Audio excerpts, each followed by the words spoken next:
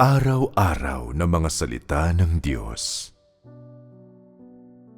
Maraming tao ang naniniwala na ang pag-unawa at kakayahang magpakahulugan sa Biblia ay tulad ng pagkasumpong sa tunay na daan.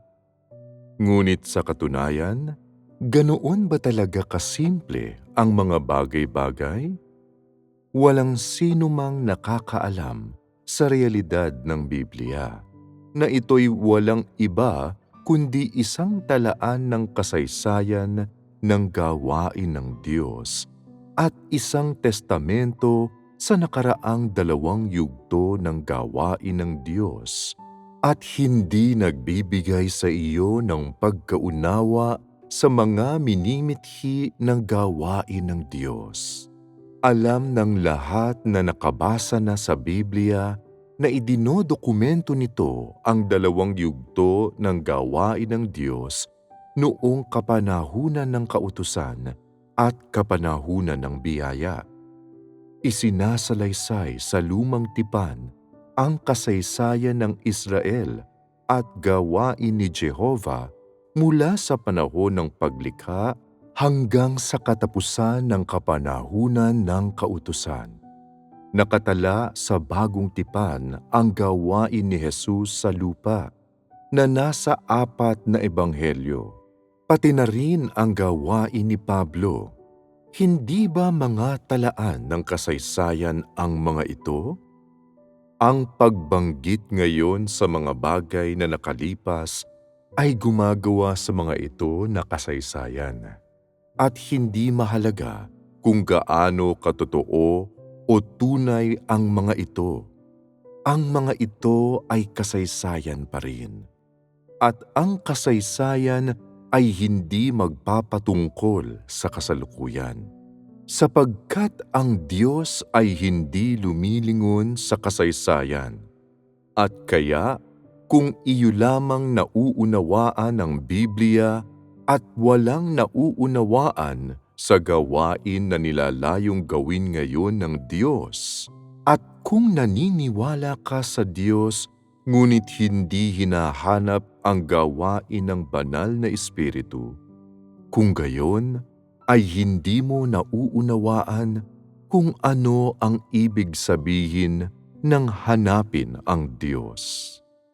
Kung binabasa mo ang Biblia upang pag-aralan ang kasaysayan ng Israel, upang saliksikin ang kasaysayan ng paglikha ng Diyos sa lahat ng kalangitan at kalupaan.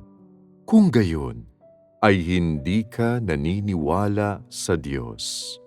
Ngunit ngayon, dahil naniniwala ka sa Diyos at hinahangad ang buhay, dahil hinahangad mo ang pagkakilala sa Diyos at hindi hinahangad ang mga walang buhay na titik at doktrina o ang pagkaunawa ng kasaysayan, dapat mong hanapin ang kalooban ng Diyos ngayon at dapat hanapin ang direksyon ng gawain ng banal na Espiritu. Kung ikaw ay isang arkeologo, maaari mong mabasa ang Biblia. Ngunit ikaw ay hindi. Ikaw ang isa sa mga yaon na naniniwala sa Diyos at pinakamainam na hanapin mo ang kalooban ng Diyos sa ngayon. Sa pagbabasa ng Biblia, ang pinakamauunawaan mo ay kaunti ng kasaysayan ng Israel. Matututuhan mo ang tungkol sa mga buhay nina Abraham, David, at Moises. Iyong malalaman kung paano nila iginalang si Jehovah, kung paano sinunog ni Jehovah yaong mga kumalaban sa kanya, at kung paano siya nangusap sa mga tao ng kapanahunang iyon. Malalaman mo lamang ang tungkol sa gawain ng Diyos sa nakaraan. Ang mga talaan ng Biblia ay may kaugnayan sa kung paano ang unang mga tao ng Israel ay gumalang sa Diyos at nabuhay sa ilalim ng gabay ni Jehovah. Dahil ang mga Israelita ay ang hinirang na mga tao ng Diyos, sa lumang tipan makikita mo ang katapatan ng lahat ng tao ng Israel kay Jehovah. Kung paanong ang lahat niyaong sumunod kay Jehovah ay inalagaan at pinagpala niya. Matututuhan mo na noong gumawa ang Diyos sa Israel, siya ay puno ng awa at pagmamahal. Gayon din ay nagtataglay ng tumutupok na ningas at na ang lahat ng Israelita mula sa aba hanggang sa makapangyarihan ay gumalang kay Jehovah.